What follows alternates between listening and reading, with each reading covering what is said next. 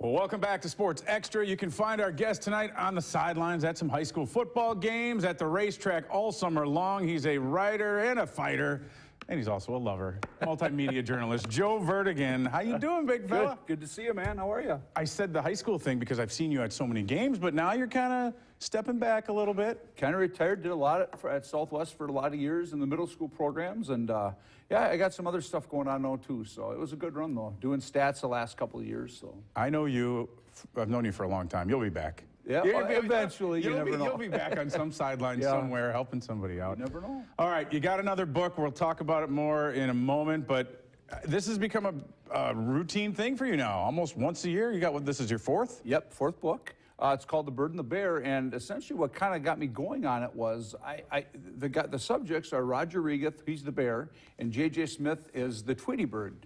And these guys are kind of like in pro wrestling. Roger would have been the heel, the bad guy, okay? He got booed constantly.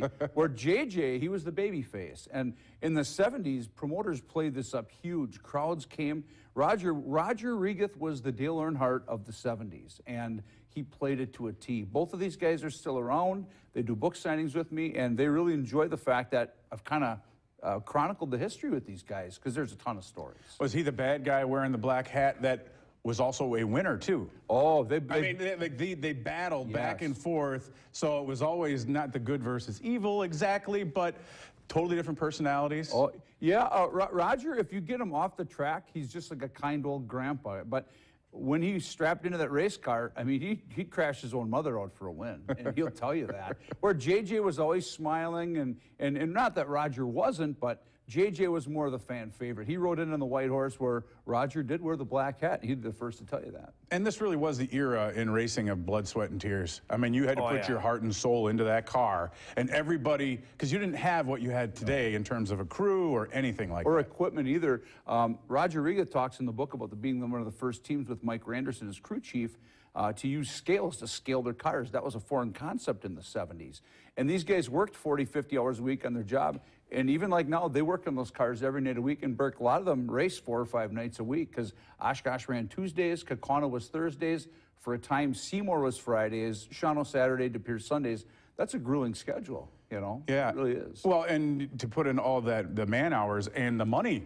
Oh. I mean, these guys had to do side gigs just in addition to their regular jobs. Sometimes, most of them were mechanics to begin with anyway. Yes. Which always helped out, and they had an auto body shop, but it really was truly a different era. It was. You didn't have the sponsors you had back then, but the cost of everything wasn't as big as it is now. I mean, right now, you know, compared to 30 years ago, the costs have gone up this much, and the pay has kind of stayed stagnant, where Roger Regath talks about actually making money some years that he raced if he didn't crash out. So, I mean, it was a profitable thing for those guys back in the day. Anytime you dive into a big project, whatever it might be, there's always 1 or 2 little things that you go, man, I didn't know that, or what was it about? What could we find in this one thing that you could tease us with to want to go out and get the book? The story about how Roger Regath got the nickname the Bear. I'll tell the story. It's really good. There was an African-American driver in the Milwaukee area named Charlie Weddle in the 60s.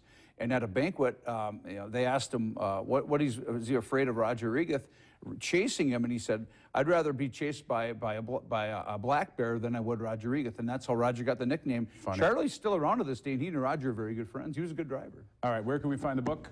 You can find it at Boss's News Depot on Green Bay's east side, and Munster's Shell on the west side of Green Bay as well. Very cool. All right, we got to talk a little bit of NASCAR, because it's that time of year, Daytona next Sunday. Yep. For the longest time, Jimmy Johnson, Tony Stewart basically dominating things. JJ, I think, what, won 5 in a row? Yes. And we've had 5 different drivers, including him, over the past few years. Joey Logano is the guy. Austin Dillon, the youngster, wins last year, and we had OT. Remember how that whole thing ended up? What do you foresee this year and the future of NASCAR as it stands right now? Right now, NASCAR is all about who can bring money to the teams. I mean, the sad part of it is a guy like Dick Trickle years and years ago, he was a NASCAR rookie at the age of 48. Those days are gone. We've got guys like Johnny Sauter, NASCAR truck champion. Out of a ride, he just couldn't bring money to the table. We have a young man out of Seymour, Ty Majeski, tons of talent. He was a Roush developmental driver. Roush shut the whole Xfinity team down, so now he's coming back to Wisconsin to race short tracks. It's a tough game right now, Burke, and it's a game of who can bring money to the table. You know? And for the past 2 decades, the face of it's really been Matt Kenseth. Yes. And he's done. Now, I know the young guys, there is a thing to I mean, be your eyesight, Right. your reaction time. Right. Every game becomes a young man's game, whether it's pro football or pro racing. Yes. But even a guy like Ken Seth can't get a rig. No, and the other part to that is, Mark Martin did the forward for my WIR book. He told me, he said, Joe, you get tired of living in a motorhome 31 months or weeks out of the year. And really the only month those guys have off in the calendar year is December, because in January, you're testing at Daytona. So it's a grueling schedule. Not that everybody wants to shed tears for them, Right. but right now, it's tough right now. And NASCAR teams are laying a lot of people off because that sponsor money's not coming in. It's become very tough to find at the Cup level.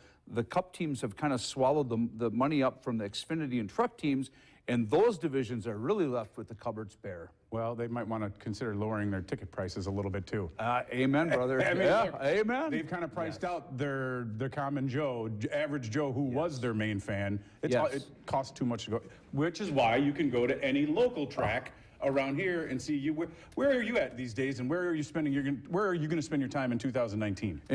Doing WIR, doing their public relations, and then on Fridays I'm up at Norway Speedway, which is near my cabin up that way, and I'm going to work part-time at Eagle River after I move up north eventually, but I still freelance writing, you know, for the paper and stuff, and 141, you'll pop in once in a while there. I have book signings at tracks like Shawnee Seymour. Luxembourg Speedway's got a new promoter, but you make a great point about NASCAR. You could attend races almost every week in your local backyard. It's a lot cheaper. There's more excitement. You can meet the drivers face to face. They're all working Joes like everybody else, and it's a more exciting product in my opinion too. Definitely good people. Yes, that's what you like. Just good people. Absolutely. He's Joe Verdegan. Thanks for stopping by as always. I appreciate it, Burke. The Thanks. Bird and the Bear is the book. Yep. Bosses. Munsters, Bay Speed Center in De Pere, and also the book stop in Green Bay too. All right. Good luck with that. Hey, thanks a lot, Burke.